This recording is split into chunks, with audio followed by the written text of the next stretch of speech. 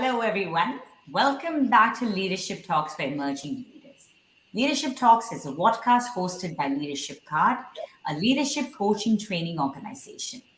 Leadership Card is the brainchild of four individuals: Kirandeep Sandhu, Ashish Datta, Ram Ramakrishnan, and Devesh Mohan, who share a common vision to have and be on a mission to support 1 million emerging leaders to solve problems for self, others, and the organization. Leadership Card runs leadership programs for individual contributors and corporate clients. Our coaches collectively have over 100 years of experience and come from diverse fields. Every week on Leadership Talks, we invite leaders from varied fields and industries to share their stories and share tips and tricks what can help you accelerate your personal and professional growth journey. Stay tuned to the end because every second of this podcast will add value and knowledge. I'm your friend, Kirandeep Sandhu, a leadership communication coach, and I'm hosting today's episode along with Mr. Ashish Datta, and we'll be talking about mid-career leadership challenges in the IT sector. Over to you, Ashish. Thank you, Kiran. We have the privilege of having with us as our guest today Ms. Raji Sampathkumar, a senior IT professional with over 14 years of work experience. Currently, she is serving as the senior technical architect for a Fortune 500 telecom company. Prior to her current stint, Raji has worked for various renowned organizations, including TCS and Bank of America. Raji has led teams of varying sizes. Raji is an enthusiastic and results-oriented leader. She adopts ethics, integrity, and process adherence to simplify the solution for any problem. Raji is also an accomplished dancer. She holds a master's degree in Bharatanatyam. So thank you very much, Raji, for being with us here today. Thank you so much. Welcome to our show. Thank you, Kiran and Ashish, for having me on this show. Thank you. So, Thank Raji, your introduction was very interesting. And one point that struck out for me is where you talk of simplifying problems using ethics, adherence, and integrity. Would you care to expand a little on that? That sounds very interesting to me. Sure. So, the first thing that comes into solving any problem is do not look at the problem. Identify and try to understand the ecosystem. Okay? And be willing to assume and accept responsibility even before it is being asked for. Try to formulate process. Make sure that you're always, anything that's being done, action or a reaction, is matching with whatever you formed as a process.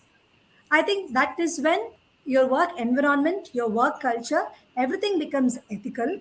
And then every solution or any problem that you face today, you will be able to form a rule book for yourself. Templatize your problems. Templatize any situation that you see. Have your own book. Form a process for your own self first before even spreading it to your teams, I would say. Be a process oriented person. I know the documentation, trying into 5 different systems, being a rule book may sound too much at this age and time, but believe me, it has its own results. If not today, the data that you have for your future will actually build large, good teams which are very enthusiastic, but at the same time who are willing to work in an ethical environment. Because at the end of the day, customers don't want success. Customers want to work with people who are ethical to them in their business. Very well explained. I must say that was very well.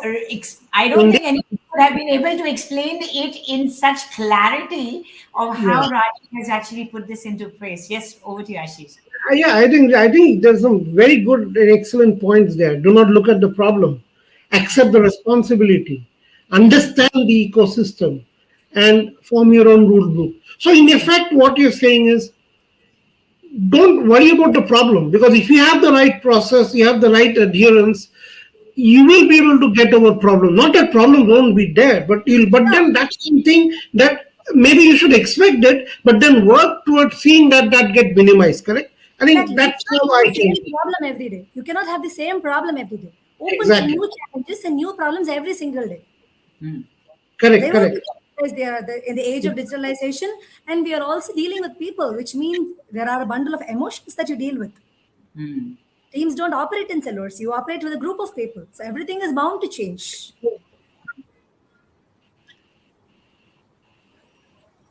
Ashish?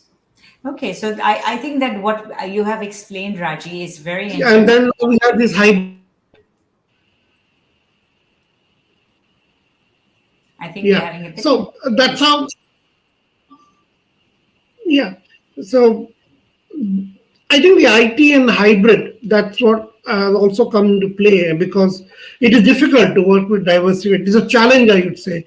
And definitely what you said is, I think, very well put.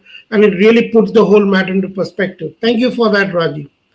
So moving on, Raji, you are one person who has been in the IT industry for some time now. You are in can I say that you are a mid-level leader now, so you have to Yes. deal with bosses, teams. So how has been the journey in terms of the challenges that you have faced in the IT industry today, and how you have gone about working on those challenges, if you could share with us. Uh, sure, Ashish. One thing that I would like to put it as a bottom line even before I start is change is inevitable. Embracing the change. 15 years back when I started my career, when there's a boss and the boss tells you to do something, heads down. There have been days, where we have gone back, went ahead and just implemented it, and then come back and tell them, boss, this didn't work. And the same boss would tell me, you know what, you're not here to tell me what the problems are, Raji. I've hired you to solve it. Hmm. But today the teams are different.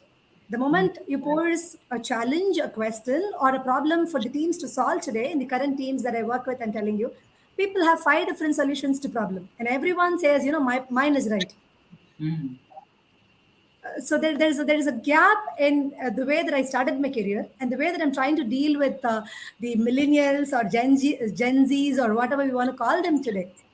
So I believe all my leaders that I've worked so far, though of course when I started my career, there were not many women in the space when I started to be very honest with.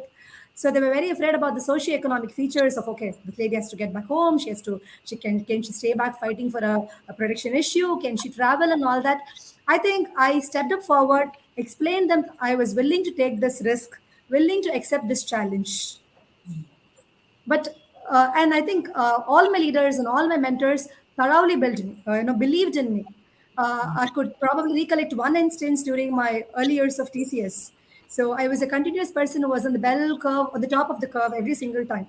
So it was the third consecutive time, so I was put under a different group leader, and I had to go and tell him why do I deserve that A for the third time there.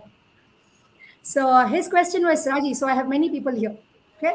And they have certifications to do. They said they've solved real-time issues like this, and all of them come with a computer science background. You're not from a computer science background. You come from an electronics background, and you don't have any certifications that whatever people call with. Why do you think we should give you an A over the others? But still, your manager says you deserve an A. Uh, I think I still remember the answer that I told him. I said, I want to bring a value proposition to this table, what my customers want.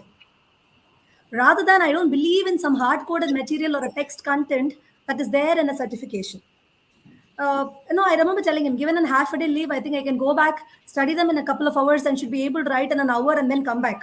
But is that what I want? What you want me to do? No. Give me a problem to solve. I think I'll be able to solve.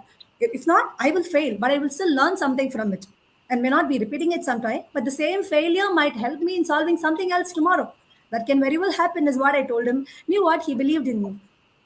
That is one of the greatest lessons that I've learned from all the mentors and leaders that I have worked with. Trying to build the trust, connecting with your teams is one of the crucial factors, I would say. Another thing of the facing with the same teams today. Okay, you give them a free hand, but the teams today do not understand that freedom means responsibility. Hmm. They Yeah. think less freedom all time. No, it comes with responsibility. It comes with a lot of clauses. Are we ready to today available to solve all of that? So I would say communicating with this hybrid teams often, or with the younger generations team often, and giving them a free hand to approach the problem, but at the same time telling them you will have to stand up for your actions is the key that I would say, Ashish, that I'm facing today, dealing with various teams in various geographical locations, I would even say. Yeah, very well said, Raji. And I think one point really stood out. What do you say? It's all about that value you put on the table, right? As a person and what you give to the client. What's your value proposition? Forget the certifications. And it is Yes. good. If that helps to add value, well, good enough.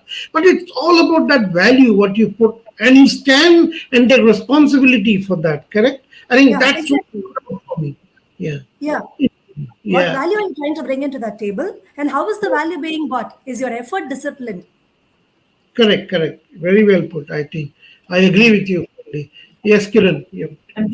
So, Raji, I'm really enjoying this conversation because I can see another very strong woman who has been able to create her space in a space that was not her own. That's Yeah. what you have Yeah. actually done. Yeah.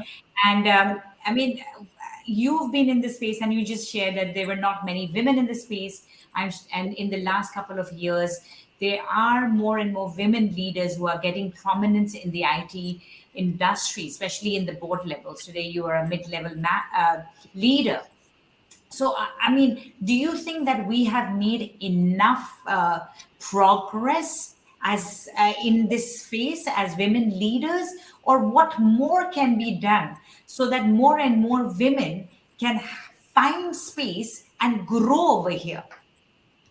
Sure, that's a very interesting question to answer, I would say. So I think a month back or so, I was reading Deloitte's report on the women's presence in board and how women have been, faring in all the segments.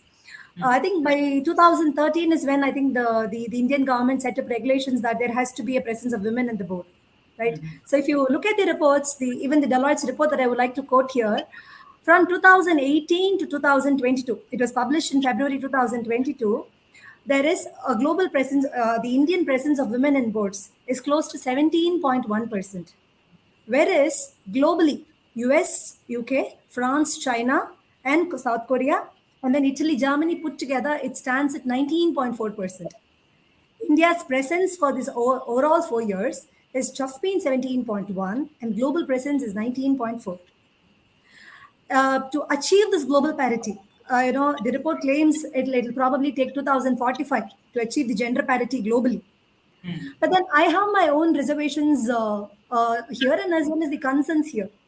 If you look at the IT sector for that matter, when it started in 2018, I think there was a 5% women IT entrepreneurs.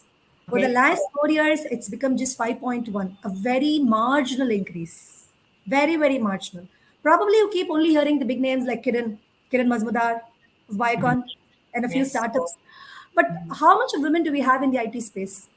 I feel at a very senior leadership level, you find women in human resources in other Yes. segments probably, but in the technology space, they are very, very less. And I'm not really happy with the pace that this growth. Country like India, where we have a population of 150 crores or whatever we claim to be, uh, gender shouldn't be an issue, especially with a Absolutely. growing economy like us. Absolutely. And the this kind of gender diversity can only come in by bringing in inclusion. Regulations have to be formed where you say, of course, you know what, this has to be this role is a gender specific role. I'm not talking about gender bias here, but then bring in diversity, not just in the field of IT, but in all segments. Even if you find the manufacturing industries, you might probably find women stitching clothes in an export garment industry. But do you find them at a managerial level leading the operations? No, you would probably find a woman HR. She's never the design head, though she's got a great flair to wear her own clothes. She still keeps designing for many. But so where is this break coming? If you will ask me, the first thing, the society assumes that women have got a lot of socio-economic pressure to handle. Uh, Assumes. That's a it very assumes big word that you have used. Absolutely. it assumes. Assumes. It assumes. And I would also like to quote Indra Nooyi's recent book, My Life in Yes. Full, where she talks about the work, family, and career. Even looking at Indra, where we think West is very, balanced and very forward in a lot of culture, and a lot of thoughts and all that. She started her career in 1994. I think it took 25 years for Indra to become CEO of PepsiCo. It's still Absolutely. a great achievement, I would say.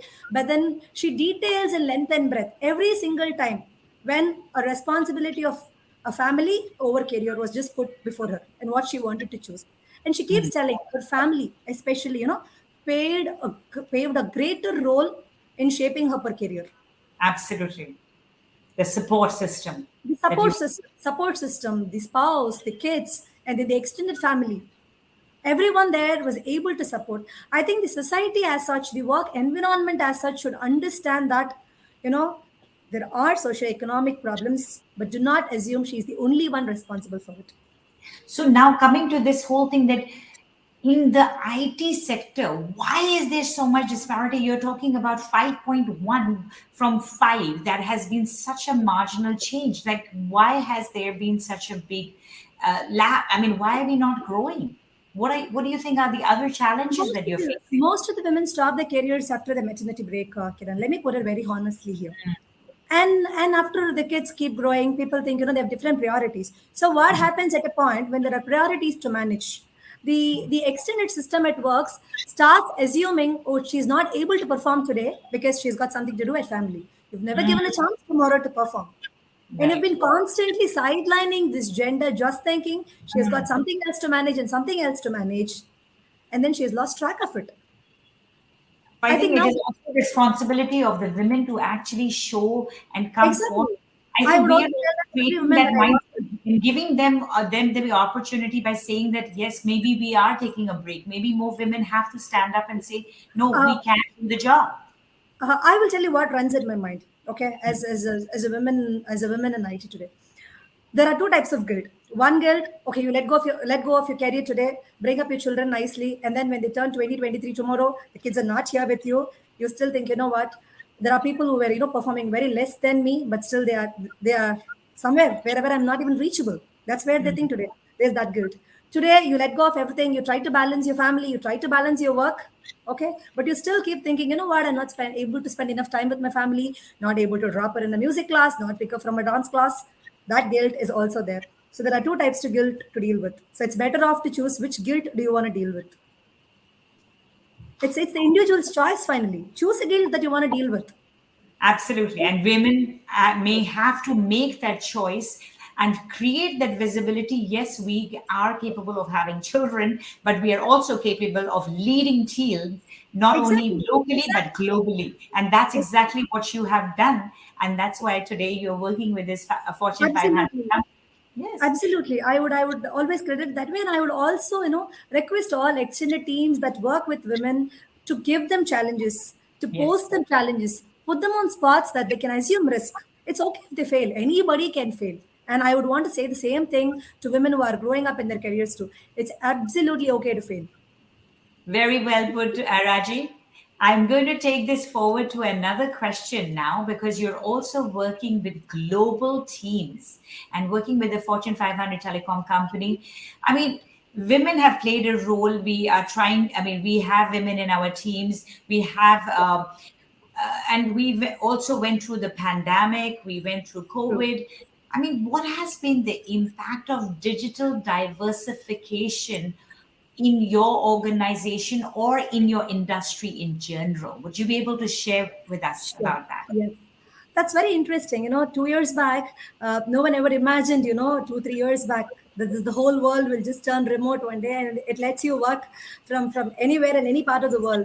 It's all just being connected. I work with teams who are in Central Europe, who are in Southern Europe, and also the northernmost part of Europe, and also the complete West, which is on the Pacific time zone. So none of our time zones match today. I have interns who work for me who live in Italy today. So this group is a very, very diverse group. But how do we still manage? And then how do we, it is only the integrity and the trust that you build with your teams. I always believe, Kiran, the middle level leaders are the nerves. They carry the blood from the top to down. They also pump up from bottom to up. So the bridge that you built between the top to down and the bottom to up must be a stable one, also a sustainable one. Communicate to people, communicate often, always be ready to listen and the last one to speak when you work in remote teams, especially. Listen to people, understand their culture, understand the diversification. What value can you give them? How much of value that they can give back to you? Work with one another. It's more connected. You don't have to be on a Teams channel to be connected always. There is WhatsApp today. There are many other modes of communication today. It's just not only by means of talking is when you communicate. It is also about writing, and there is also a passive communication, which is nothing but your attitude. Absolutely. Very well put, Raji. Thank That you for sharing. Yeah, yeah. yeah, Did you want to add? yes, that plays a very major role, in working with all this diversified culture is what I believe a lot, Kiran and Ashish. Set Yeah. up a nice attitude, set up an example, be on time, build a trust. Build the Building trust. trust, yes, Yeah, you're bringing up trust again and again. And I think in this very diversified world, we need to have trust with our teams so that we true. can build resilient teams and that they keep working even when we are not sitting and micromanaging them at every second. Exactly. And I feel, middle level leaders have a greater role in building remote teams. They are the blood nerves of any organization. Blood nerves of any organization. Nashi, that's a really good one. I remember that example of being the sandwich. We have a top layer and we have a lower layer, but without the middle, it's going to be empty. So I really liked how you added on that thing. Over to you, Sure. Ashish. Would you want to add anything? Yeah, Yeah, I would like to. Yeah, I'm feeling very humble. I'm in the company of two very powerful women, but yes, I am there still.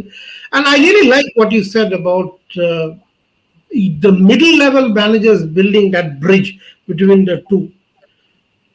I'd like to ask you a little more about the trust factor. I think it's all about trust. I am sure you'll agree with me. The team need to trust you to invest in you. How do you exactly build a trust? You talked about setting an example. So, what's your way of building the right trust? Because I believe that's the key. uh, never put someone on spot. Mhm. Never point your fingers. Hmm. Always take collectible decisions and accountable, and stay collectively accountable when something goes wrong.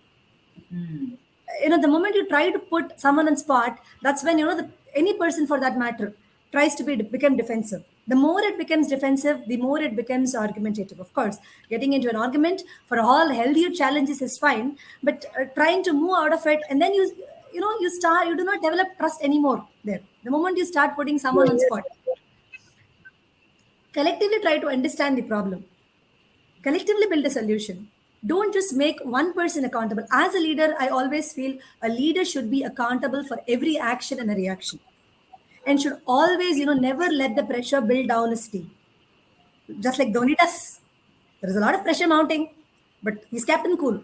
Always maintain the cool in your head and only talk to the teams for what work has to be done and what can happen tomorrow. Today is gone. Yesterday is already done. Is there a way to go back and correct it? No. But do we want to avoid it in the future? This client is also gone. Yes, it happens in business. There is a revenue loss. Yes, it happens. But do we want to do it again? Are we taking this lesson back? And how are we taking this lesson back? Is it a blame game? Or is it only because of your, are you pointing fingers? No, that's not going to help build trust. Never let your team perform under any pressure.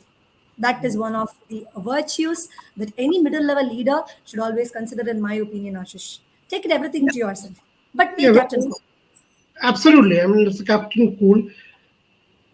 I think a lot of said is about the company organizing environment, right? Environment is like this, how you should adapt. But I think it ultimately based on the leader. You have to show the way, you have to form it. If you can build it up, and I think that people would understand how you build trust. So the environment per se does play some role in building Yes, it, but I think it still depends on people inside there, where they're only building the environment, correct? exit. It's only people who build the environment there, right? Of course, that's very true. That's why I said, never put a person on spot. Yeah, Yeah, very true. because they start becoming defensive at the end of the day. That is where we do not want how teams to build up, right? True, true. Success is just a state. Tomorrow there is something else. Very There's true. no So there's I no think constantly changing. The measure of success also constantly changes. exactly, what is success today might not be a success tomorrow. It Success might be a tomorrow. failure today also.